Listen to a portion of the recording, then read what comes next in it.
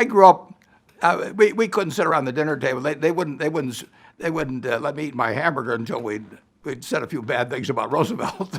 So it was a very Republican household. Of course, my dad got elected as a Republican. I campaigned for him. My sisters campaigned for him. So I even ran for as a delegate to the Republican National Convention in 1960 for reasons that were sort of unrelated to the normal political reasons.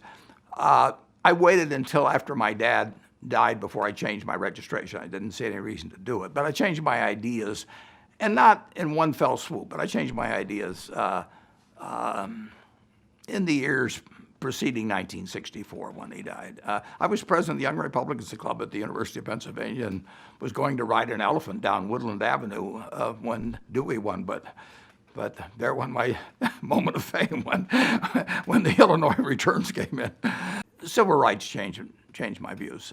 I just felt that the Democratic, on balance, neither party cared very much about it there for a while, but I felt that the Democratic Party was more likely to do something about it. It just struck me as fundamentally wrong that almost 200 years after this country was born, that in 1776, Thomas Jefferson wrote all men are created equal, and then when they wrote the Constitution, they all of a sudden decided that, no, it was just 3/5 of a person if you were black. I mean, that struck me as kind of crazy. And of course, in Article 2, Section 1, they use male pronouns in terms of describing the presidency. They don't do it with the House of Representatives or the Senate or the judiciary, but they sort of slipped up, and their true feelings came out in that article, which it's really remarkable that it's hims and he's and all of that sort of thing. 13 years after the Declaration of Independence, it said otherwise.